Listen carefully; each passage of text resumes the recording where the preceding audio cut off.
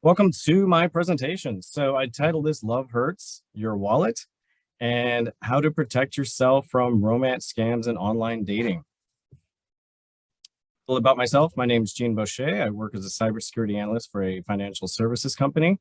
And I have really, the last couple of years, kind of focused on social engineering attacks, which is basically how most hackings work these days. Basically, it's hard to hack into computers. So what they do is they hack the people, get their credentials or get them to install something, and then they hack the systems. And I see a lot of parallels between that. Ever since I started online dating a few years ago, I see a lot of parallels in what the scammers do for the romance scams and these hackers do with the social engineering. So I kind of get interested in both. And then Emily and I were kind of talking about it and decided to, well, I wanted to put a presentation together to help other people protect themselves from these scammers. I run into them all the time. I don't know if everyone else does, but let's see. Let me move the window. All right. You guys don't see the. And one last thing, Gene, I'm going to interrupt. This isn't a complete list of every scam, okay? Oh, no. And this presentation is for informational use only. So yep. Gene is not specifically advising you, or I'm not specifically advising you on some scam that you're currently in, but this is just for informational purposes. If you happen to be able to derive value from this, awesome, but yep. You're not hiring us, or we're not giving you an expert point of view, just to be safe here. Yep. And if you do have a problem, reach out to us though, because we'd love to talk to you one-on-one. And I know Gene is very this is a theme that's very important to him as well as to me, is to keep you guys safe. But again, this is not an exhaustive list. And by the way, hackers are always changing it up anyways. So even that's if it the point I was going to make exactly there. Yeah, it's a constant evolving landscape, as they say. So what I've done is taken my own experience, gone around, collected information from the FTC, FBI, the Department of Defense actually has a website because so many people in the military get scammed.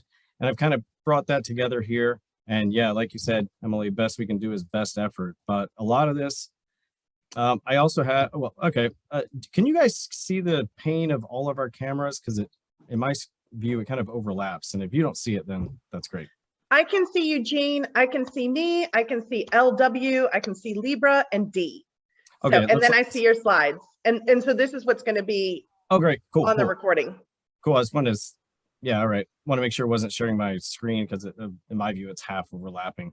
So overview, here's what I'm going to talk to. I got this broken down about 3 parts, kind of the current situation in online dating. Then we'll go into like how the scammer is going to scam, their kind of techniques that they use. And I got some really good first-person testimonies that I found online. Some people were brave enough to actually go on camera and talk about their experience. And we'll see some similarities in most of them. And then I'll end with how we can protect ourselves. And so let's just start off with the kind of the base of this. What is a romance scam?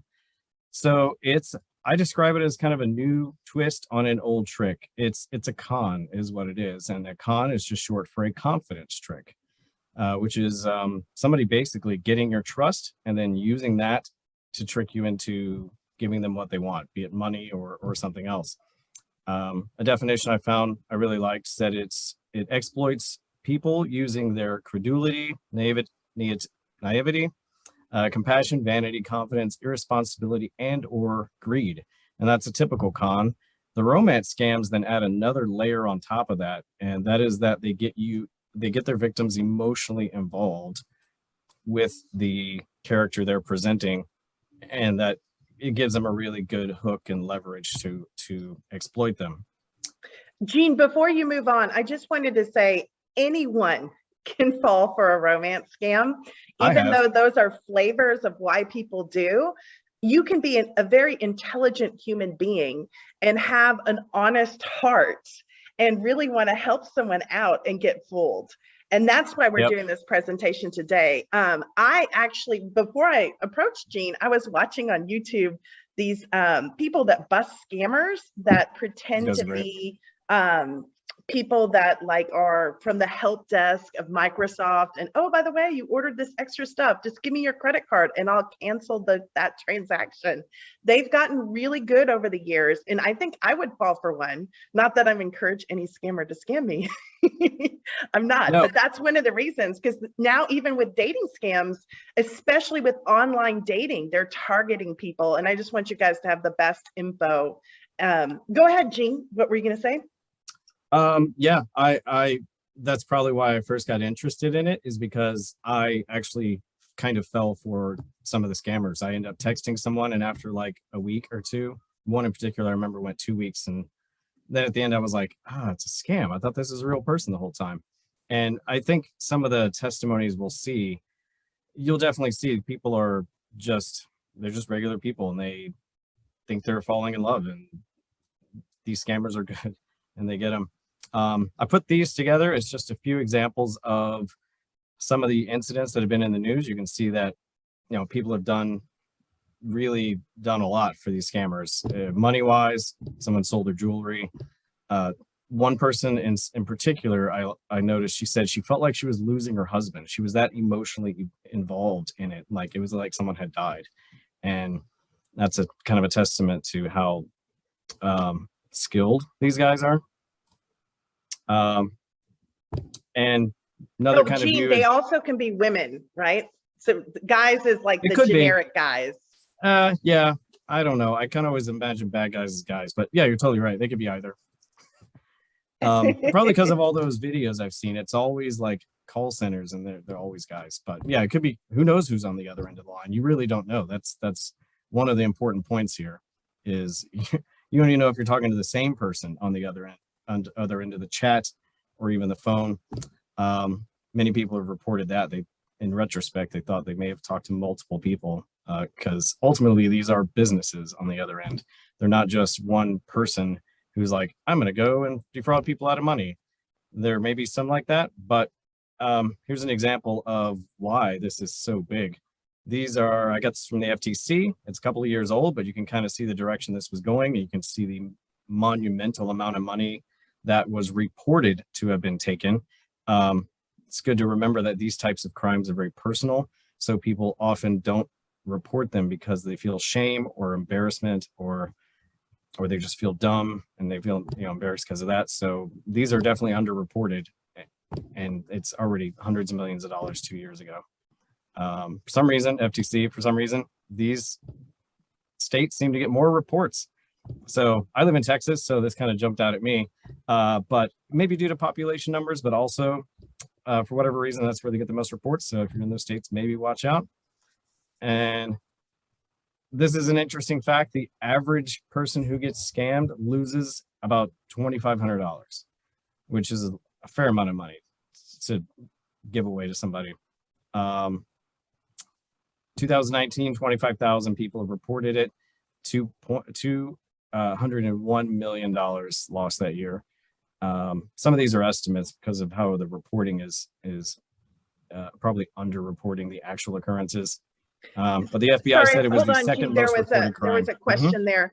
Yes, yeah. $2,500 lost. The average person loses $2,500. They were 2006 is what, as you can see, 2006. I just round off to the nearest 5. Okay. But that was 2018. It's probably near $3,000 now. Who knows? That's a lot of money. Important point, like you said, it could be either sex on the other end, and they target men and women equally. We're all susceptible to these same traps. Ultimately, you're all kind of looking for the same thing, and the scammers, if you've got money or something they want, they're willing to act like they're who you want and available for what you want. But they target men and women, and so none of us are immune. Here's a kind of high-level overview of how these work. They basically create a profile. They might go grab photos off of Instagram. I found lately some of the photos are probably from people's private Instagram accounts, because I'll get into this later. You can reverse image search. You can upload an image into Google and look for images like it, and often you'll find that exact image out on the internet. That seems to be getting harder these days, so I think the scammers are actually getting locked photos. Anyway, they'll grab photos from somewhere, some attractive person, create a profile, they connect with you, they, I think the technical word is groom you, and then they ask for money. And that's step 3 right there, is usually gradual, which we'll get into later. They usually start small and go big. And then once they've kind of gotten everything they think they can get out of you, they vanish, is the ultimate ghosting. And this is another statistic similar to that other one we were talking about regarding the amount of money taken. This one was really sad. It says, like men and women are both targeted, all ages are targeted also. And sadly, people who are over 70 report substantially higher losses, usually around $10,000 is what the FTC said. For whatever reason, they get them for more. This is a short video from the FTC that I thought was super valuable and packages some of this information together. So hopefully the audio is good. We tested it the other night. So yeah. Looking for love in all the right places? Like popular dating sites, mobile apps, and social networking sites? Ron seems like a perfect match for you. He's thoughtful and says he can't live without you. He says he's from the US but works out of the country. He says he wants to visit but says he can't afford it. He asks you to send him money. Last month it was medical bills for his sick aunt. This month he needs money to fix his car. Next month, who knows? Ron wants your money. Don't send it. The person pretending to be Ron is a scammer. He'll tell you anything to get you to wire cash right away. He'll never run out of excuses. If an online love interest asks you for money, walk away, no matter how compelling the story. Report scams at ftc.gov/imposters. So in that video, they really succinctly put together a lot of the common signs for these scammers. And I summarized some of them here. Typically, the way the scam works is they will ask a lot of details about you, especially right at the beginning, but they don't really say much about themselves. And what they're doing is actually building a profile on you. If you tell them you like hiking and you like craft beers, then they're probably going to present themselves as somebody who also likes the outdoors or whatever. They're basically profiling you at that point. It's very common they'll profess love quickly. They'll just kind of love bomb. And that, I think, is playing to a lot of people's kind of desire for a fairy tale kind of romance, like where you just meet each other and fall in love. That would be nice, but then they're willing to sell that to you, but it's probably not real. Often they typically will promise to go ahead and do a phone call or a video call, but then there's always some sort of problem that comes up. That's actually in response to a defense against this, which is to ask to have a video call to make sure you're talking to the person that you saw photos of and whatnot. And now they've already got their scripted defenses against that. After meeting. Gene, let me break in here for a second. Yeah. When it says push for intimate photos, yes, it can be intimate photos or intimate details about yourself. Anytime when we trust someone by being vulnerable with them, if we're not really making sure that they're EMAR, and we'll get into that a little bit later, and we give them stuff, we automatically feel like, oh, we gave them stuff. Now we're deeper in a relationship than we actually are. They're still a stranger to us. We really haven't spent that much time with them, but because they've amped up the intimacy level, our brain perceives them as trustworthy because we did something that made us vulnerable. And that's part of the scam, right? So I always say, don't let your date be your therapist. Don't let your therapist, or don't have your date treat you as your therapist. Don't share everything, intimate details or intimate things about yourself, because your brain will minimize red flags, will minimize inconsistencies in that partner or things that they're doing that are shady, because you already believe you're in a relationship with them because you were so vulnerable so quickly. And that's why we share just a little bit of information, see what they do with it, share a bit more, then share a bit more, then share a bit more. But if you're sharing loads of information early in the relationship, you're creating a false sense of intimacy and connection that wasn't earned. It wasn't earned over multiple times of positive interactions and watching that person's behavior and making sure they're a healthy person for you to interact with. Gene, do you want to say anything? Yeah, Emily, I didn't think about this until you worded it like that. Making yourself vulnerable.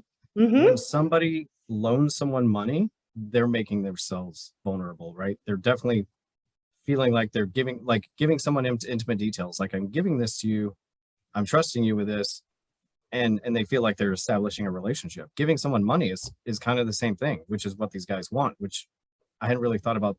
We'll see later, like some people, as you saw those numbers, some people end up losing hundreds of thousands of dollars. That's actually not uncommon. And you have to wonder why. How can anyone fall for that? But the fact that they feel like they're helping, they feel like they're becoming vulnerable. I didn't even think about that aspect of it. Yeah.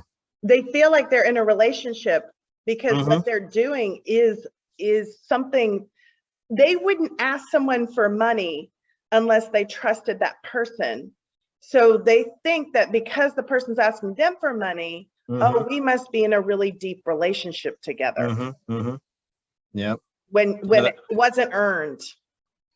There wasn't enough time where you've spent with that person seeing how they interact in different scenarios to judge whether they're truly trustworthy, consistent, and are putting energy and effort to creating a loving relationship with you. You can't perceive it because it's all on phone or just text. Right. Not in person. Okay, yeah, keep going, Gene. Yep, another sign. They typically quickly want to move to a different communication platform. And in my experience these days, it's usually WhatsApp. It's popular abroad. It's two reasons they want to do that. One is because some of the dating apps are actually monitoring the chats for keywords like Bitcoin wallet numbers or something like that. And they'll flag conversations, and they may actually investigate the conversation in the profile. So they want to get you off onto something where they aren't getting monitored. And also often if you move off, then they unmatch you from where you were. So now you absolutely can't report them, even if that conversation goes sideways and you're like, oh, this is a scammer. Well, now they still got that profile. And also, usually that's probably two different people. It's somebody just kind of working. What do you call them when we talked about this the other day, Emily? A lead. A lead guy. They're like getting people and sending them that way, and maybe getting 50 cents a person or whatever for whoever they refer over to their closer, let's say. So like I said, these are businesses on the back end.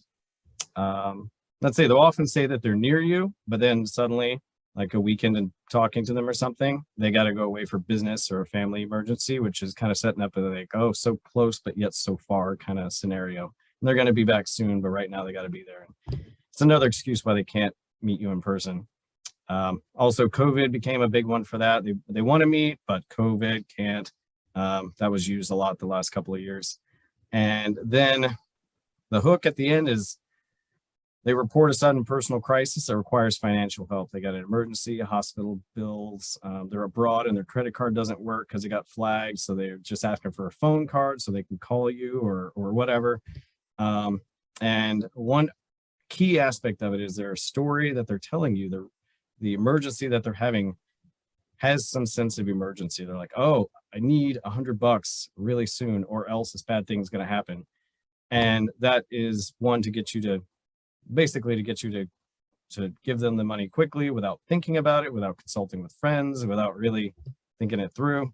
And they're just trying to rush you to make a mistake. I see the exact same thing in phishing emails that come into our corporate email, trying to trick people to click on a link. It's always like your account's going to get shut down, your password's going to expire. It's to create a false sense of urgency to push people into making a mistake quickly. And remember what's going on with your brain when you have a false sense of urgency.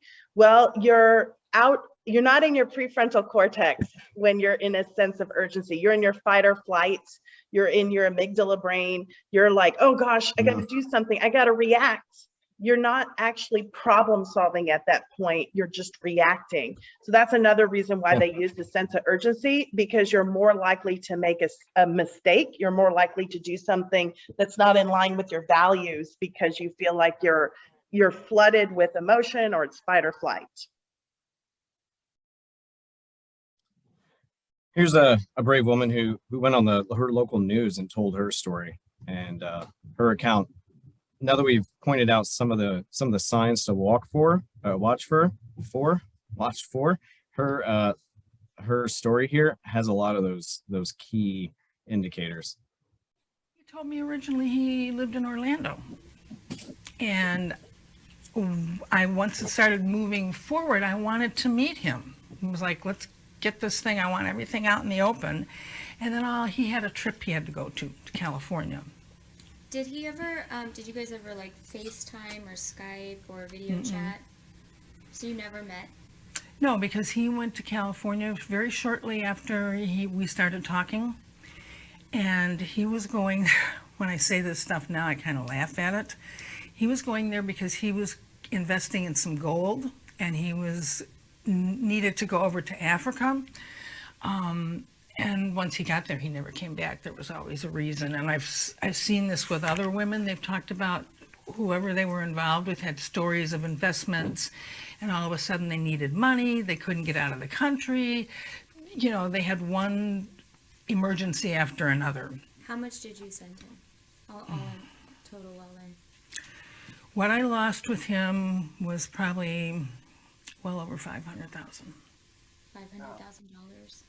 Do you have $500,000 to give somebody?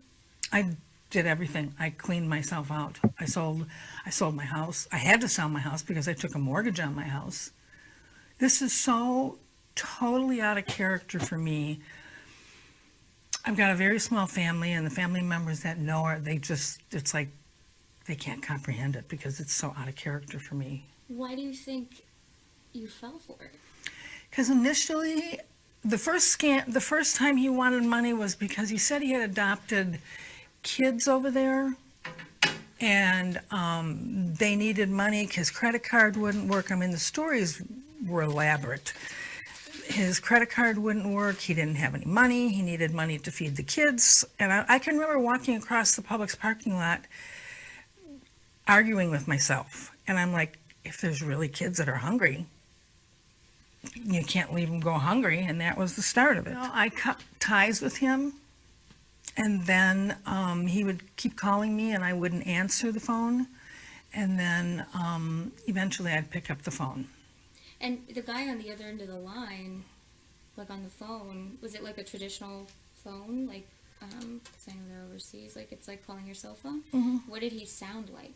He had an accent, and when I first started talking to him, I really couldn't understand him. And I thought, well, this isn't going to go very well. What kind of accent? Like, I couldn't put my finger on it. And he was telling me, I forgot what country he said he was born in. I couldn't identify the accent.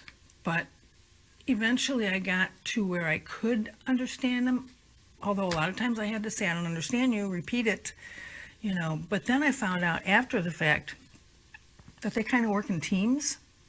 So it doesn't mean I was talking to the same person all the time. right, exactly. So, what was your breaking point? Why did you decide to, like, obviously you cut him off, but then you went back, and what happened?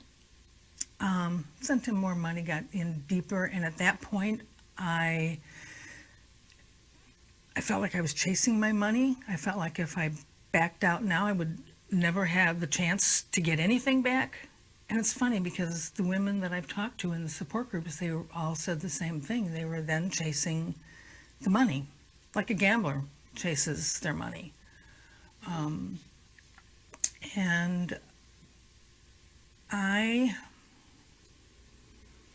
what kind of brought it to a head with my family was when I knew I made the first few mortgage payments, but then I knew I couldn't continue, that the house of cards was going to start tumbling down on me. And so my best friend actually happened to be staying with me. She came down for a visit, and I had borrowed some money from her, and I think we were talking about how I was going to pay her back, and I think I was trying to borrow more money or something, and she's a licensed social worker, and so she was putting all the things together, and she says, "This is not like you, what is going on?" And so when I had to confess to her what was going on, then my brother-in-law was coming down and everything came out. And I had to make decisions because I knew I couldn't afford to stay in my home. I couldn't make the mortgage payments. Did you ever contact the FBI? Because when the police came and we talked about it, they made it sound so daunting, so difficult to do, that almost like impossible, that you kind of felt shot down before you even started. And I was an absolute basket case at that time because my world was crumbling down around me and I didn't know what I was going to do. If people hear this and they think, you know, wow, she's not the sharpest crown in the box, Right. the sharpest knife in the drawer, what do you want to tell them?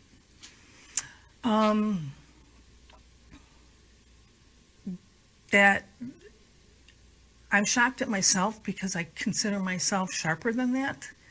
And I could not figure out why I kept ignoring all the red flags. I literally was stepping on them, just walking right over them to get to the Western Union, you know, to things that my stomach was going in knots. Everything inside of me was telling me was wrong. I just kept going. Do you know now why you did that? Well, I think in the beginning it was because I thought the way he portrayed it, we were going to have a good life together. It was never really about the money for me. And then it got to the point where I knew that was never going to happen, but I thought maybe somehow I can get some of this money back, you know, because at that point I was deep.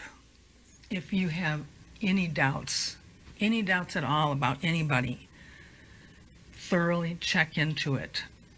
I tried to do some checking, and again, I just kept making excuses for the things that should have been there and they weren't. And now I'm to the point where I have a real hard time trusting anybody about anything. And most of the women have said that. I would too. Why was it so hard to tell your family and friends? Because it was humiliating. Yeah. Very humiliating. And I felt, I don't want to say the word stupid, but I couldn't believe I had done this. I felt that I had more intelligence than that. Why? Why did this happen?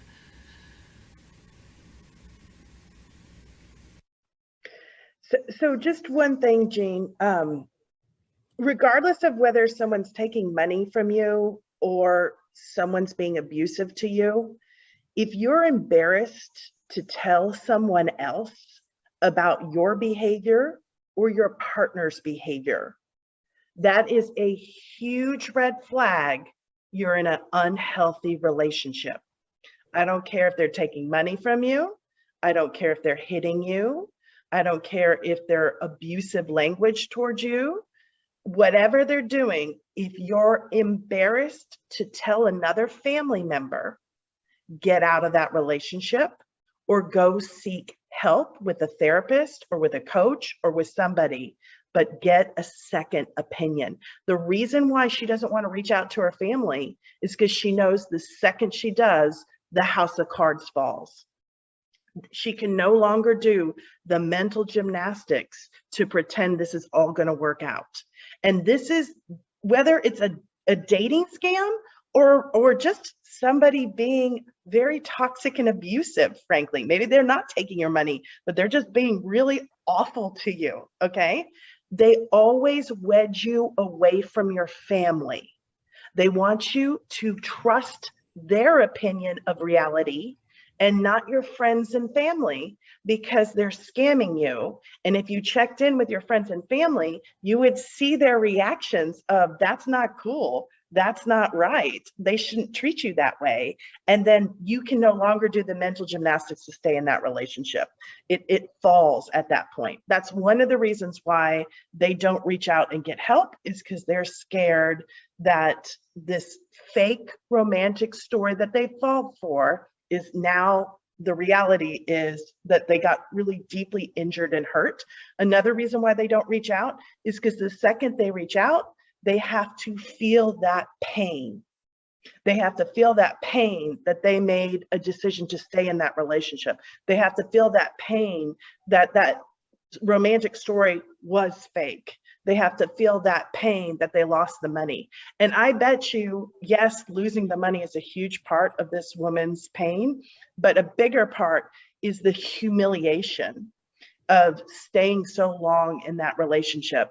And if you, whether it's someone taking money from you, whether it's someone physically abusing you, whether it's someone abusing you in general in some sort of toxic way, a good sign is you don't want to tell anyone else what's going on in the relationship.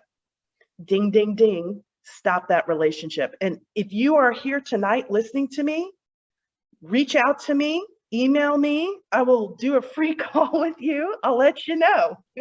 Okay, but don't continue to date someone where it's a secret. It's a secret is grooming, is 101 grooming of a toxic person. Okay, Jean, keep going. Yeah, right at the end where she said she just feels dumb and whatnot.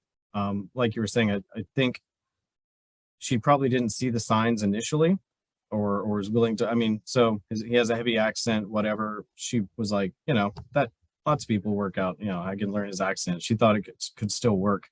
And she got very emotionally invested before she really started seeing signs, and she got probably financially invested also before she started seeing signs. And then she was in the scenario you were talking about, which is why I put this presentation together here. I'm hoping this will help people see signs earlier on, basically before those guys got their hooks deep. Guys generally, as you said, got their hooks deep in their victims. It can definitely be women, okay? Absolutely. It can absolutely be a woman scamming a guy, or a woman scamming a woman for that matter. Yep.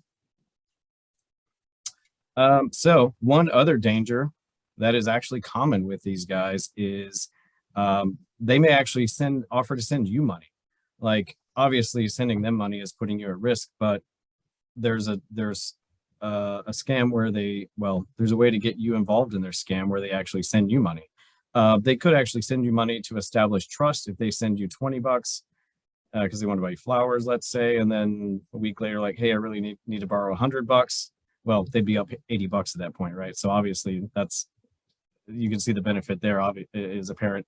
But another thing that they have started to do a lot of lately is turn people into money mules. And what that is that last woman, when she sent money to the guy, she probably didn't actually send it to the scammer's bank account. She probably sent it to some other person that team of scammers was scamming. And then that person was asked to go in Western Union the money somewhere. And so that person was like, oh, well, they just deposited $20,000 in my account and they need help getting it over to where they are. Sure, I'll help. And they let me keep $1,000. This is so nice. It's a great arrangement. But unfortunately, you're just another cog in their scam wheel. And for every person who gets scammed, well, let me go over my slide here real quick, I guess. So yeah, they may send you money. They may ask you to send part of it to someone else. They're willing to take big losses in this. If they send someone $10,000, like, keep 2, just send 8 over to my shipper guy or to my accountant or whatever. Well, they just made $8,000, and then the 2 doesn't really matter. But money mule, someone who basically transfers money or moves it illegally on behalf of someone else. And you're basically kind of helping them launder it or just helping them move it to where it's accessible to them. Like I said, with Western Union, there's absolutely no way to get that money back through Western Union once they cash it out. And let's see, they also, another common one, everyone's probably heard of the IRS one, where they say this is a phone call typically. They say they're the IRS and they want, you're going to be arrested because you've messed up your taxes 2 years ago and you need to go to the store and then get a bunch of Apple cards and then give them the numbers. I mean, it sounds ridiculous, but unfortunately people get scammed like that. So they'll use Apple cards, money, mailing, cryptocurrency is huge these days. A lot of the dating scams they say, well, they start talking and then they're like, hey, I'm big into cryptocurrency. I made a lot of money. And sometimes there's a whole fake website set up where they'll be like, hey, I can help you make a lot of money. Cryptocurrency is hot these days. And really what you're doing is actually just sending them money via cryptocurrency. That's a really, really common one. And so just so you guys know, this is illegal to launder money, and you're unwillingly participating in a felony, and you can go to jail. Yep, I touch on that a lot more later. I actually have a short video from that. But yeah, you're if you're unwittingly doing it, then you wouldn't be prosecuted. But if you start to know you are and you continue, you could be in legal trouble. So I put this here for everyone who gets scammed. There's at least one money mule, if not more, because you can imagine if somebody wants $100,000, they might have them break it up to multiple money mules just to not risk that one of them is going to keep it or something. Scammers don't want to get scammed. Yep, here's a video from the FBI actually warning about this. We went out and interviewed like 300 to 400 people that we had identified as money mules. Through those interviews, we're finding about 84% of the people that we interviewed stopped the money mule activity. Because we served them with what we call money mule warning letters, basically saying, here's a letter, this is the scheme that you're being involved in, and stop. It's a cease and desist. Basically, we know what you're doing. If you're doing it unwittingly, okay, just stop. Right? If you're doing it wittingly, we're going to continue to come after you and criminally prosecute you. About 84% of those people stop their activity, which is great, because that's what we're trying to do, right? Because people don't know what they're doing. They don't know what they're getting involved, which is a shame.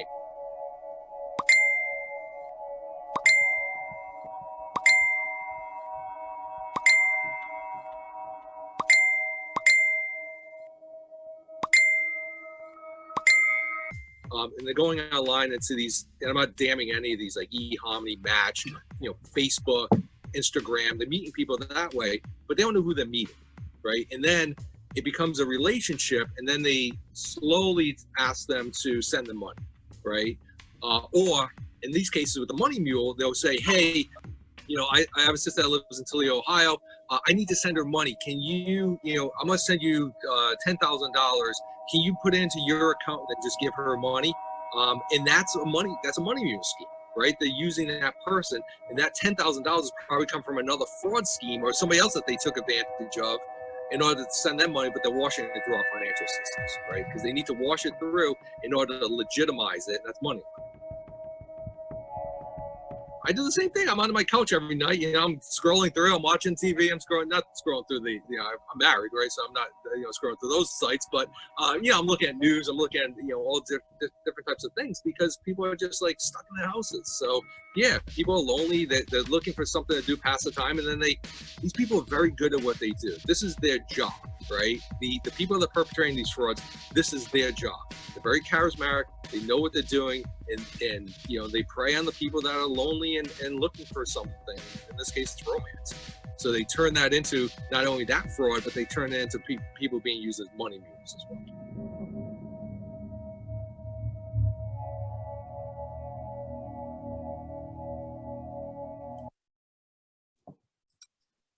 So he described some of the things some of the indicators, I guess, we've discussed. Specifically said they start small. They have this alternative story of why they need to send you money. And one thing I think is really important here is what's called the boiling frog syndrome, which most people have probably heard a version of. And the idea is that if you were to, it sounds cruel, but if you have a pot of boiling water and you want to cook a frog, if you take a live frog, drop him in it, he's just going to jump out.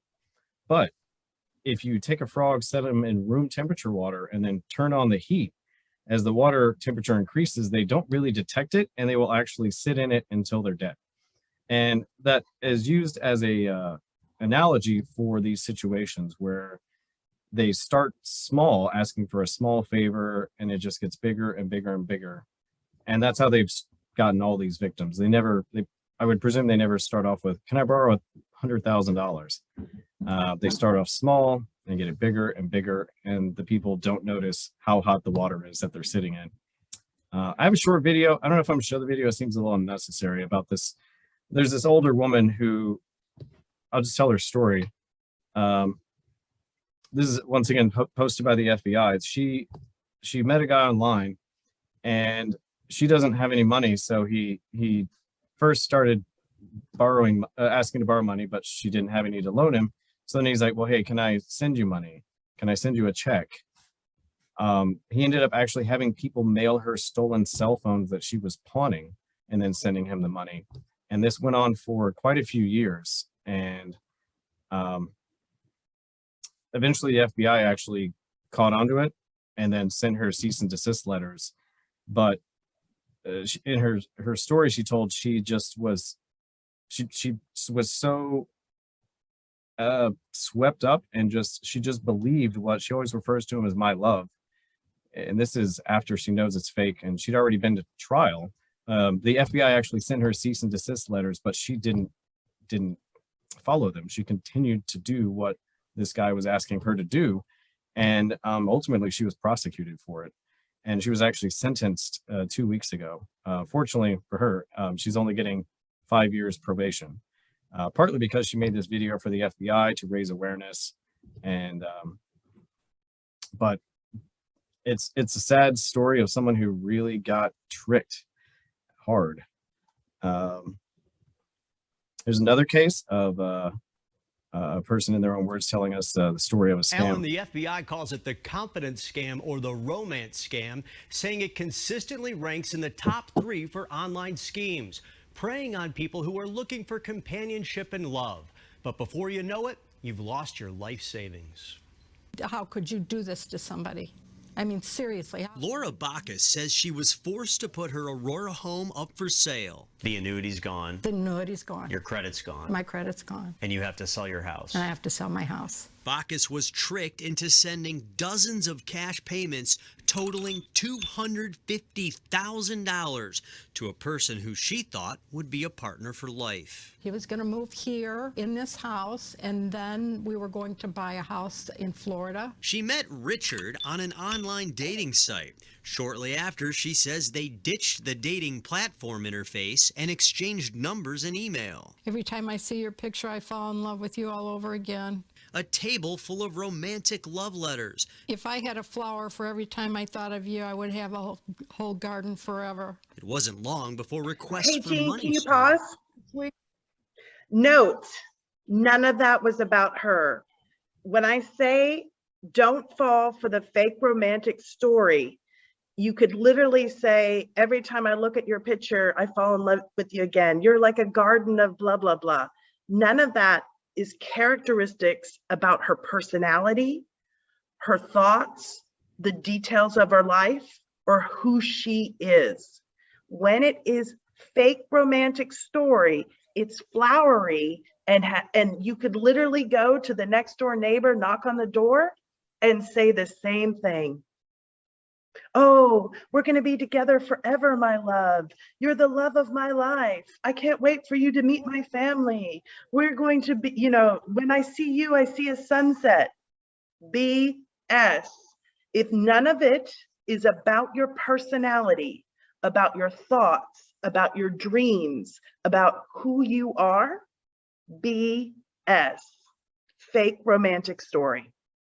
And that one's just classic, the two that she just said. Okay, keep going. Play, play, play. Yeah, I would say that also fits under the love bombing indicator, right? And also early on, she mentioned that they met and they quickly moved on to just texting or some other platform, which was one of the other indicators. And it is okay to move to a different platform if somebody wants to get your phone but do a video call, talk to them, or go on a date. Sure. If you're corresponding with someone longer than 2-3 weeks and you haven't physically met them, there's something wrong. And so your antenna should go up, okay? Like, is this a scam? And then on top of that, there's some sort of rush urgency where they need money. Block, don't date. That's the pattern. Okay, keep going, Jean, sorry. Worth of build up to where we were, I thought, really close, and for him to ask for, it started out small amounts, like $2,000 or $3,000. The largest one was like $50,000.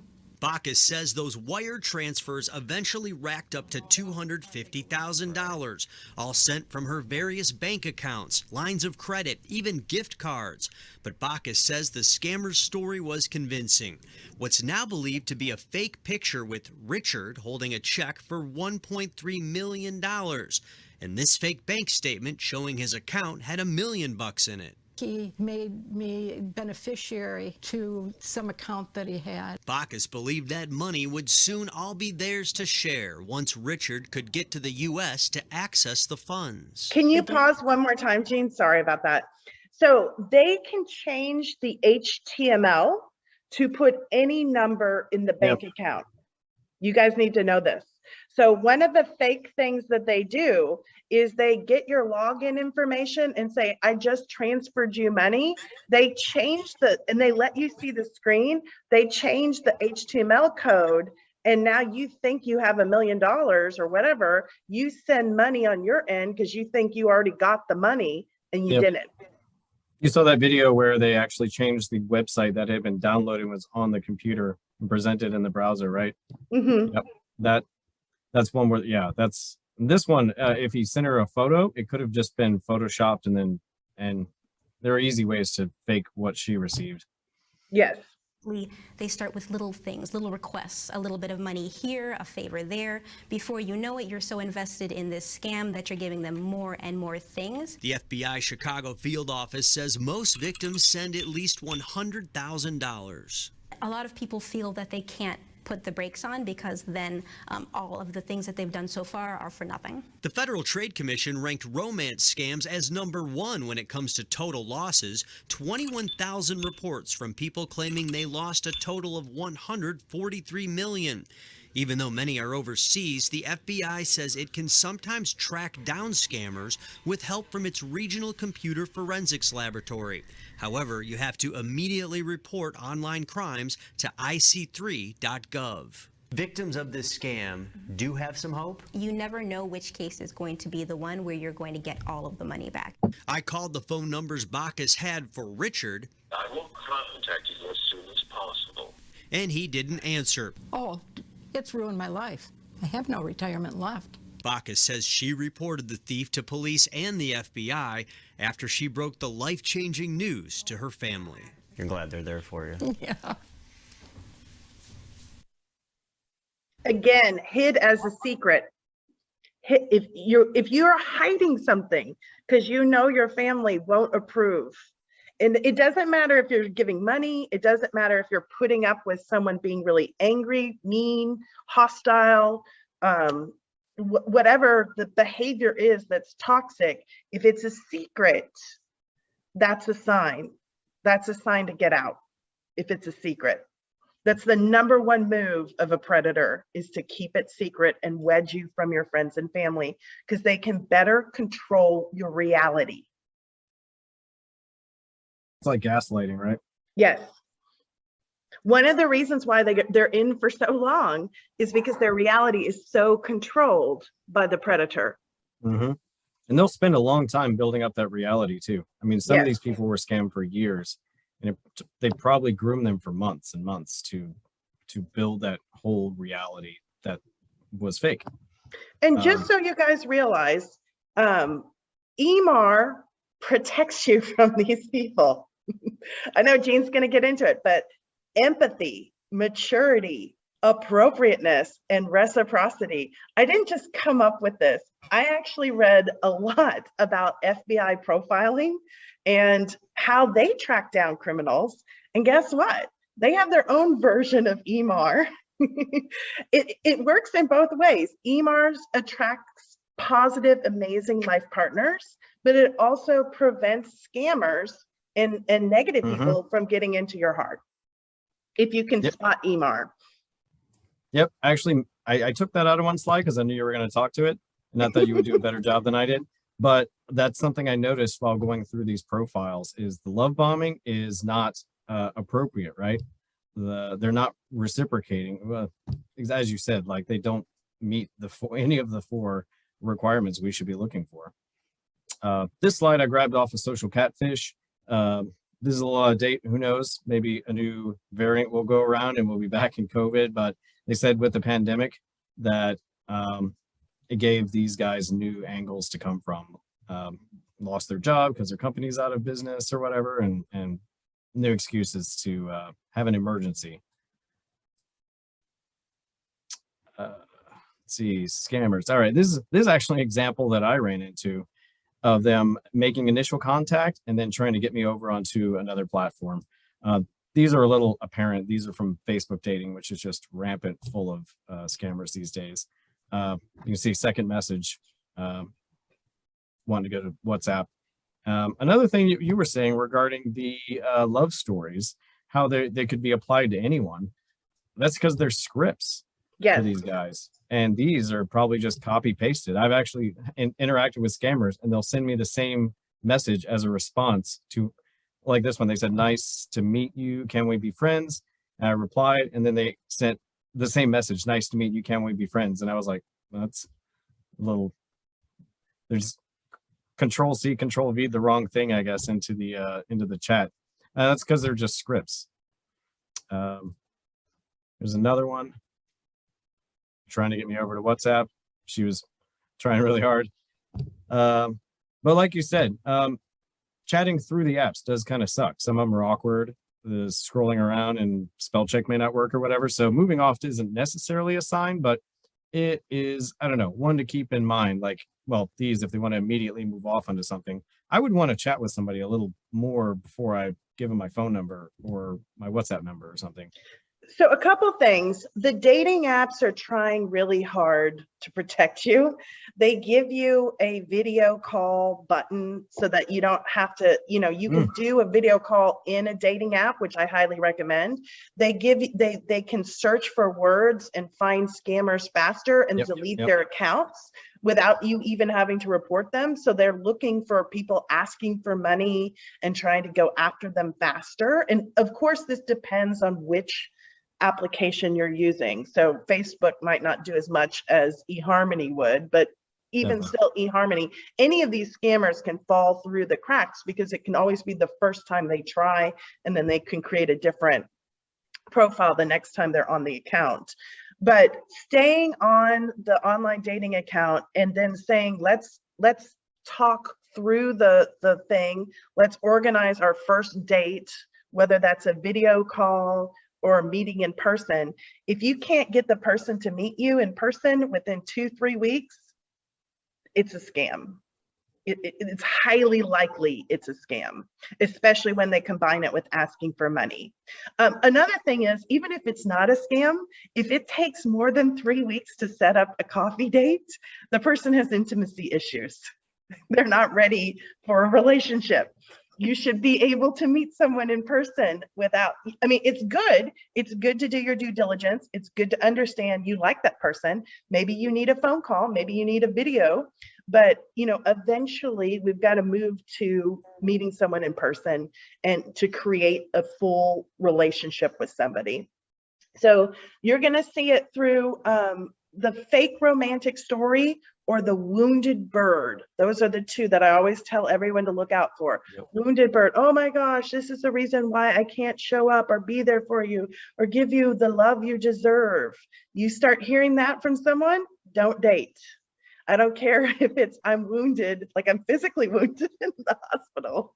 Well, I guess there is a chance they could be, but you know what I'm saying.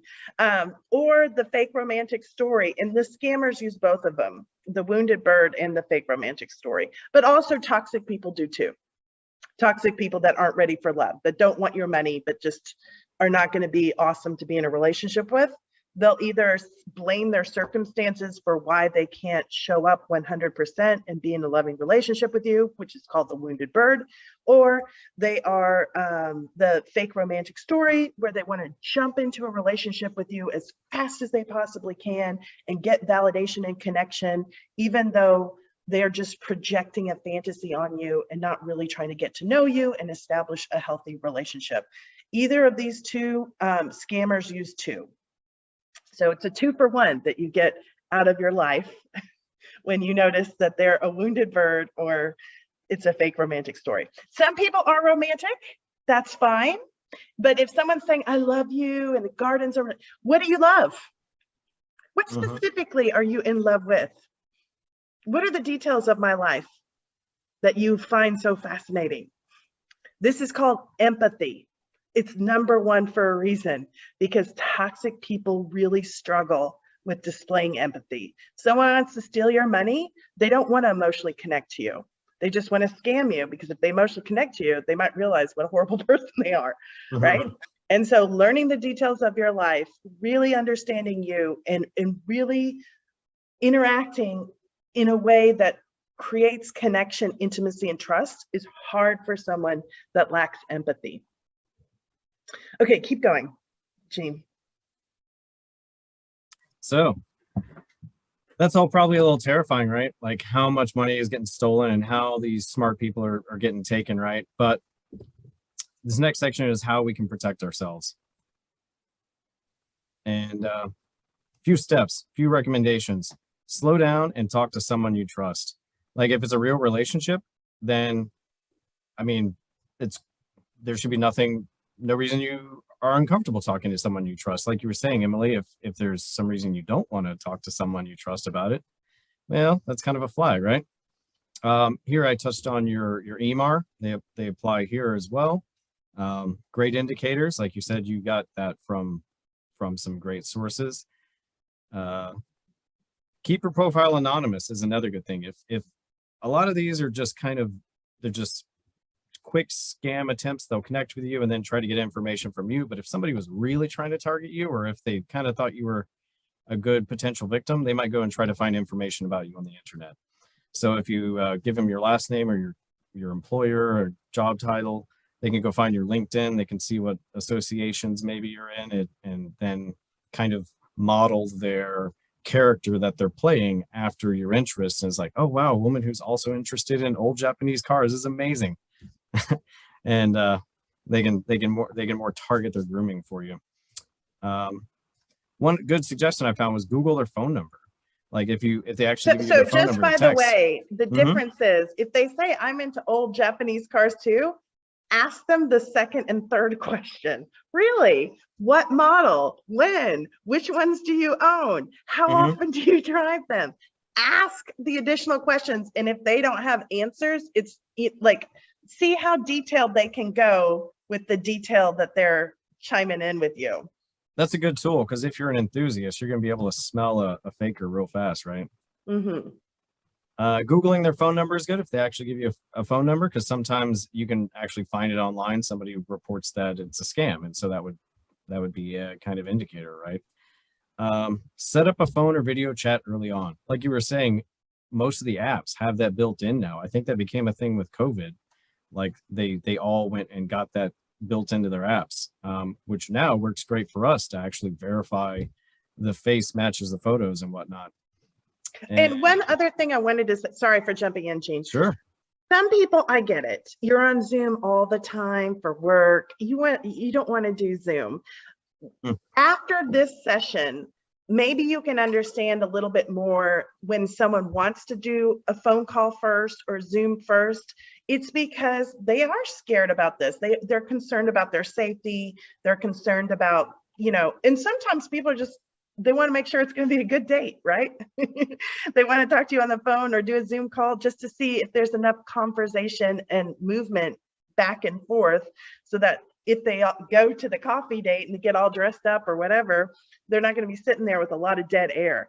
It's a good idea to do a phone call or a video for many reasons before you go on a first date. You can vet the person, make sure they're not a catfish, they're who they say they are. You can tell if their profile matches what they talk about, because some people can have fake profiles or another person writes the profile for them, right? You can verify their pictures, they look like their picture. You can see if you have good conversation with them and good values, so that you're not wasting either one of your time. But most importantly, it's a great safety technique is to make sure that that before you go out in public and meet them at a specific place, you know this person, at least you did a little bit of due diligence and to trust that this is a real person and it's safe to go out. So if you're one of those people that hates Zoom, hopefully after watching this this session that we're doing right now, you can understand a little bit more why someone may request a video date or a phone call before meeting you. It's for safety reasons, and safety reasons are important. Yeah, it wouldn't be a bad idea to just say, hey, let's have a 5-minute call, right? And if it turns into a 30-minute call, that's awesome, right? But if you just say 5 minutes, I mean, it's not a lot of commitment. You're not going to be, even if you're Zoom weary, you can do 5 minutes just to make sure you don't go waste 2 hours of your time on a date, right? Or showing up at a bar and no one ever shows up. Couple other pointers I saw in the various lists of way to protect yourself: never transfer money, never buy gift cards or wire money. Then that line about they may send you money first, and phone a friend. I think I had that. I got to move the slides here. Yeah. Talk to somebody you trust. I kind of repeated this at the beginning and the end. Don't be afraid to like just tell your friend about who you met. I had a friend one time, I was like, hey, I think I'm getting catfished. He's like, really? And we talked about it, and well, actually he didn't think I was. Turns out it was a catfish because it was one of the better ones. But it's good to ask your friends because they actually have your best interests at heart. And so, they'll give you real advice. Reverse image search is another one that I saw recommended frequently. Reverse image search is where you can actually take an image and search for it on the internet. Like you do searching for search terms, you can actually either copy their photo or take a screenshot of their photo if it's in the app and then kind of crop it to just the photo.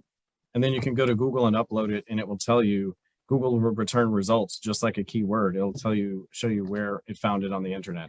How do you upload it? Do you just like copy it and then paste it in there? Like Control V, Control P? It would save onto your phone, for example. Probably phone is where most people are going to do this. And if you're on a computer, this is one I did.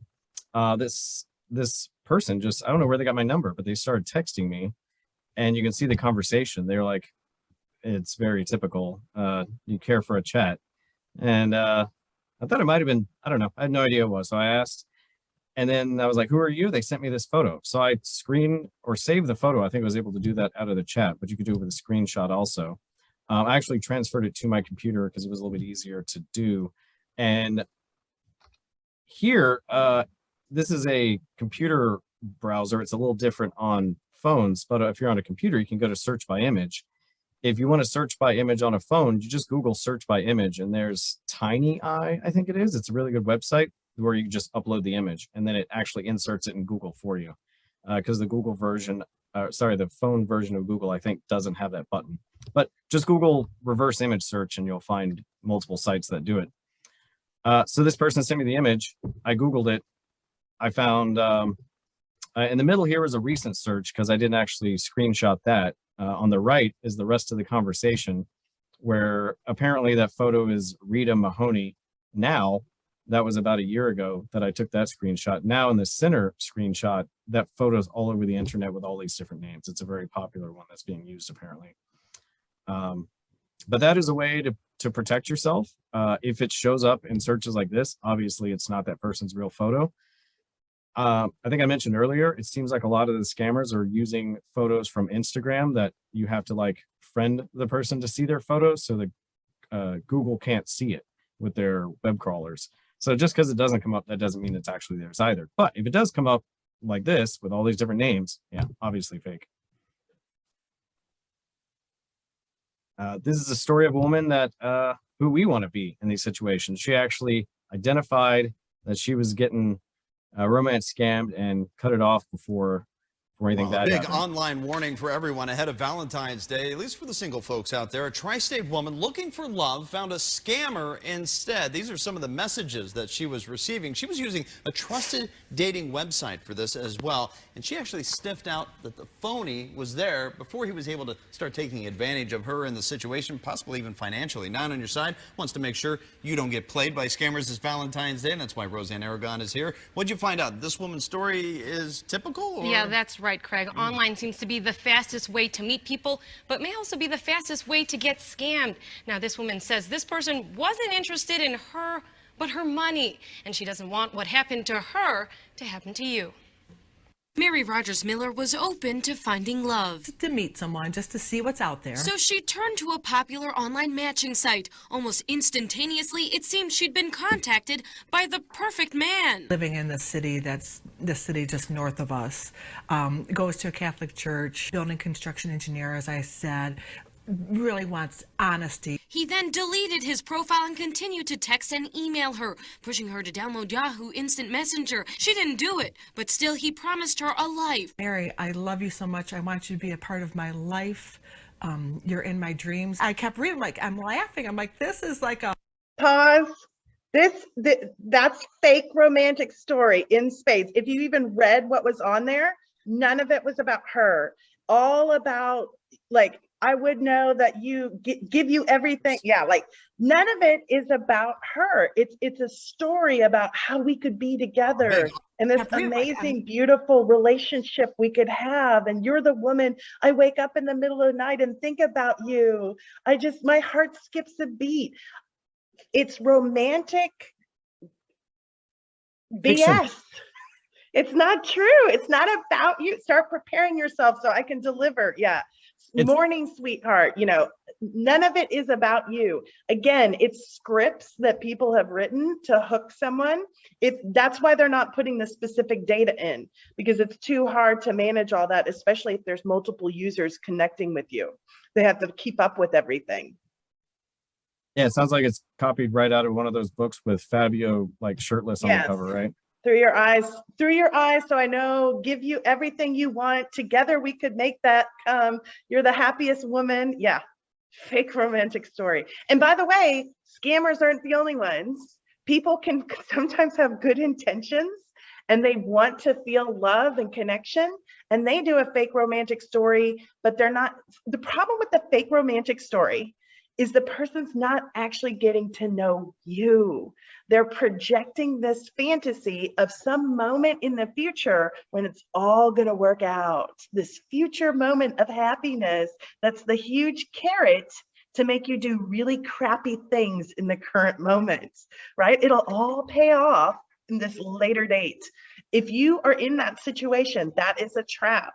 Don't pay attention to your values. Pay attention to your body sensations. This is why I say this all the time, is because what your body knows a scam. Your body knows a predator way before your mind will pick it up.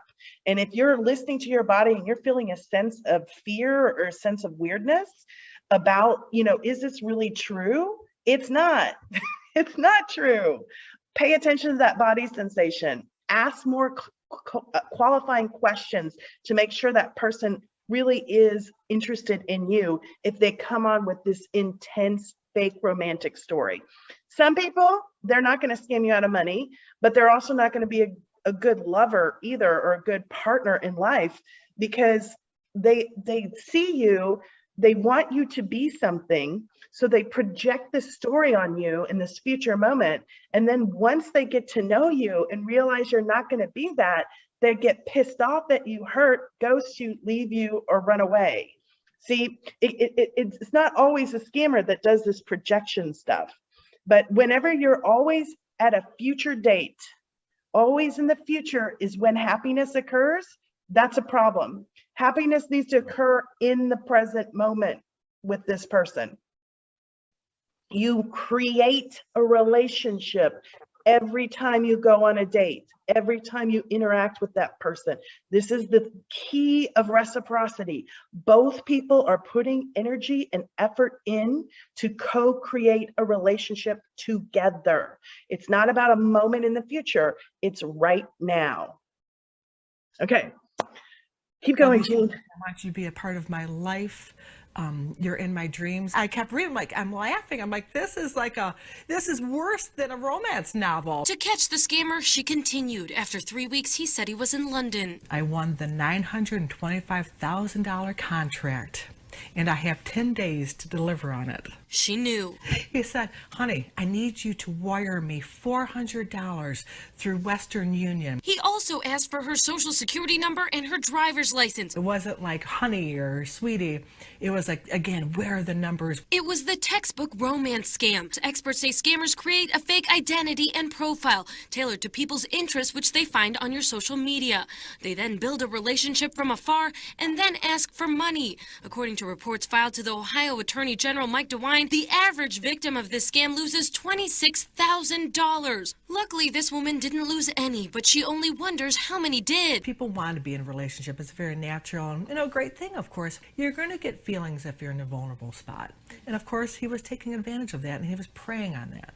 Now, he stopped all communication with her once he caught on that she knew. But Nine is on your side and doesn't want to see you duped by a scammer. So some of the red flags Miller saw is the man's facts about her were inconsistent, saying he'd meet her in Cleveland. He avoided meeting her in person. And the big clue for her, he asked about her personal information and pushed for it. Just a warning tonight to be safe online, especially with Valentine's Day right around the corner. Craig Carroll.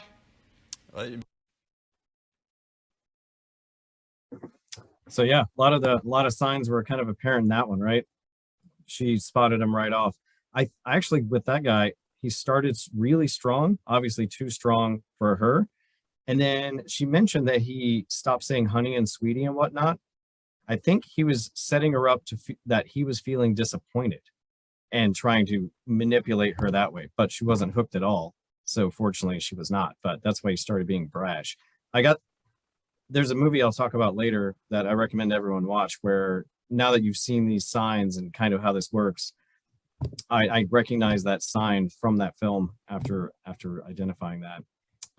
So in the very beginning of this, I showed a list of like traits in people that these con artists take advantage of. And one of them stuck out to me, credulity. Now it stuck out to me partly because I didn't know what the word meant initially. So I looked it up and it says it's a tendency to be too ready to believe something that isn't real or true. And I would redefine that in this scenario as like our tendency to make ourselves believe what we want to be true. And that one really, I made this slide just for this word because that has, I've experienced that in some of these chats I've had with people. I've been willing to overlook misspellings, inconsistencies with ideas like, well, she has a British accent, or so maybe she's doing voice to text and it's not doing it right, or she's got a kid, so she's just busy and or whatever. And I found myself falling into that trap. And then, then been like, oh, wait, no, there's too much or whatever. But this can get anyone because we like the idea of the fantasy they're presenting, right? But also, in a healthy relationship, you do have to be vulnerable. You do have to open up. Otherwise, you're never going to feel a connection. Okay. But the thing that I tell everyone I coach is don't open up all at once, all in the beginning, just to validate that this is a relationship or to feel something. This is the mistake we make. We want it all. We want to feel those juicy, yummy, romantic feelings. And so we open up completely, sharing parts of ourselves with this person. And we're projecting a fantasy on them when we do this, because when they validate us, when they say, oh, yes, that's totally okay. I'm cool with that. You're the love of my life. Woohoo, let's go. But there hasn't been enough time. Like I always say this, if you really are excited about someone, and how many hours have you physically interacted with them? 2, 3, 5, if you haven't spent a good 2 or 3 months getting to know someone, you're not in love. You're in puppy dog fantasy land. You have to see how they interact. What happens when they hear the words no? How do they problem solve? What happens when something uncomfortable happens between you two? Can you resolve that conflict? It's important to see people in different scenarios before we fully open up to them and be vulnerable with them. We want to share a little bit of information, see what they do with it. Are they trustworthy? Are they consistent? Then we can share a bit more. Then we can share a bit more. Then we can share a bit more, but not all at once, not on the first date. And we don't share to create a false sense of intimacy, because that's how we get hooked, either by a scammer or a toxic person. Okay, keep going, Gene. All right, so this next section, what do we do if we encounter a romance scammer? First of all, I would go ahead and report them. These are some screenshots I took from, let's see, a few of the dating apps. They all have a way to go and reports. Usually it's a button at the top or bottom or something like that. And you can go and report it, and they ask for different information. You think it's a scam? Do you think what it is? But anyway, go ahead and report them to shut that down. So, you know, you'll get disconnected from them, but now you can kind of help somebody else out and try to protect somebody else from getting scammed. Now, what if you got further into it and they've actually gotten your money? They've actually committed a crime against you. A lot of these victims lost a lot and didn't get any of it back because they were ashamed to actually report it. But the very first thing you should do if you suspect it is just call your bank account or your credit card or whatever was involved in that transfer immediately, and call their 800 number or whatever and tell them, I think I've been tricked, and they can freeze transactions. Next is, I would recommend calling your local FBI office. And that can probably seem intimidating to a lot of people. If you like, I got Agent Scully's ID as the background here. So if you watch movies and you think FBI guys are like, I don't know, they're chasing aliens or whatever. I worked with the FBI for several cases, and really they're just like super cops, super in the fact that their jurisdiction is the entire United States. And usually with these cases, the cops end up having to turn it over to the FBI anyway, because their jurisdiction is very limited. And so don't be afraid to call them. Also, they're focused on more crimes like this than your local cops, who are busy with all sorts of things. So they can more take the time, and this is more their specialty. You're going straight to the guys who can actually do something quickly. And acting quickly is really important. As I described with the money mules, those guys, the guys, the scammers, take some amount of time to move your money. And all of that for some period of time is traceable through the bank system. And so with a phone call, cops or FBI guys can freeze accounts and make sure money doesn't move in or out. So they can actually recover some of your money in some cases. Like that FBI agent said, we don't ever know which ones we might recover their money or not. It's probably greatly dependent on how fast it's reported to them. So I would actually look up your local office, like here in Austin. Our local one, I believe, is San Antonio, but just put your state. If you call any of them, they'll either help you or direct you to the right one. I also found online you can report it to ic3.gov, which is the Internet Crime and Complaint Center. I think if you call them, that's probably unnecessary, but it doesn't hurt. And this last slide, I think it's my last one.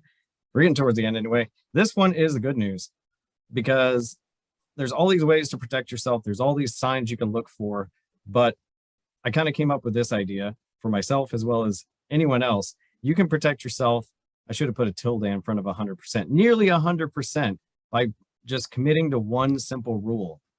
Never send money to someone that you've not met in person. That was a common theme I saw. I looked at a lot more videos than the ones I presented here. There's a lot on YouTube, people telling their story.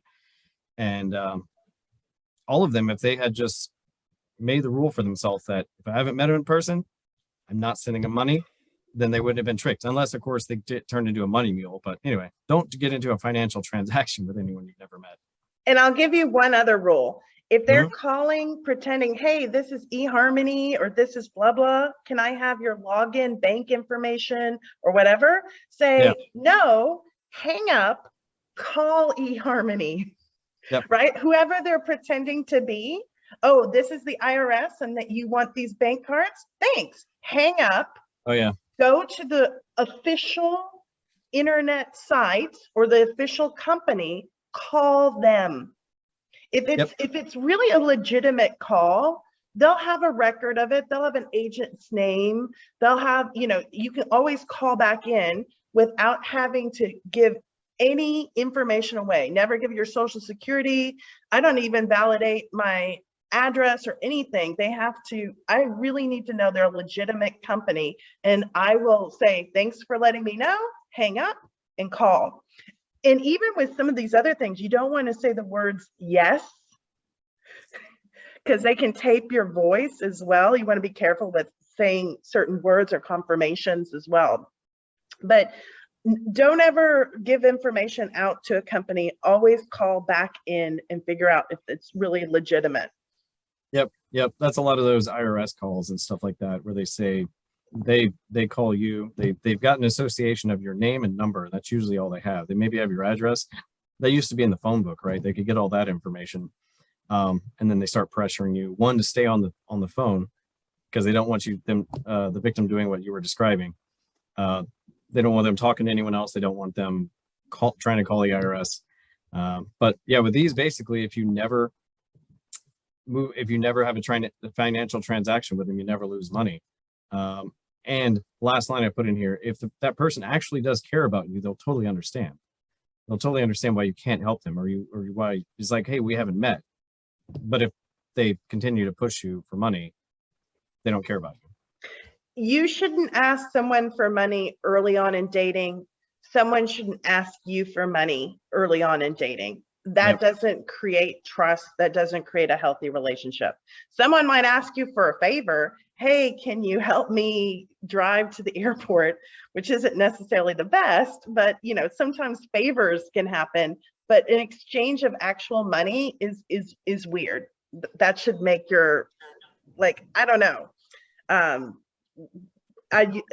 would just go ahead and make it a rule that, unless you're really into a long-term relationship with this person, you really trust them, That'd be even better. Most of these happen without them ever even meeting. So right. Do this one, the Tinder Swindler. Sure. So this movie came out last month, and I watched it. It's pretty good. I recommend watching it. It's actually absolutely insane. There's this guy who went around scamming women. They don't even know how many he scammed at this point. He scammed them out of a lot of money. I mean, there were 3 women in the film, and they were all scammed, and they were all like the cases we saw, where they had taken out loans and whatnot for this guy. And as I put at the bottom, it's a good film. Some of my friends who watched it they just thought the women were like, what's the term, gold diggers, or they were dumb or something. And because I think the film actually focuses more on the damage than the technique. If you know what to look for, because they talk about the WhatsApp messages. They actually met the guy in person too, multiple times. This was his job. He made a good living at it, I guess. But they thought they were gold diggers or dumb because they don't understand the boiling frog scenario, or the movie didn't really show the grooming, which lasted for months. And anyway, now that we've gone over this, I think a lot of people, anyone here, can watch that film, and probably some of the things they just kind of show quickly in the film, you're like, oh, I know what he was trying to do with that. So remember, if you might not be familiar with the word grooming. Grooming is the thing that a predator does early on with their intended victim to get them into an established relationship. And it's not like a regular healthy grooming. This is more like hey, this is our secret, our special relationship. Only you and I should talk about this. It's a lot of groom, and sometimes it can be combined with a shark bump, where the person does something inappropriate and they're seeing if the other person is willing to do the mental gymnastics to stay in that relationship with them. And so here's the thing. Some people are susceptible to intensity, intense feelings, intense concepts, it's not that they're a gold digger. It's that here's this fantasy life, and here's your golden ticket out of whatever hell you've created for yourself in your personal life. And here's this person with this awesome hand who's going to lift you up and finally provide everything you thought you've always deserved, or that you always wanted. Why would you walk away from this golden ticket of amazingness, right? But is it too good to be true, right? So here's the thing, that intensity, that it's an intense connection they try to create way before they've actually spent the time with you to really earn it or deserve it. That's why I tell people that oftentimes fall for these types of toxic people. I hope you have a boring date. Hope it's really boring, because a couple boring dates, eventually a healthy person will open up and they will be loving and they will have intense feelings towards you, but it takes time. This is the key. It's inappropriate for the amount of time they've known you. They haven't earned it. Inappropriate. It's one of the key measures to look for a healthy relationship.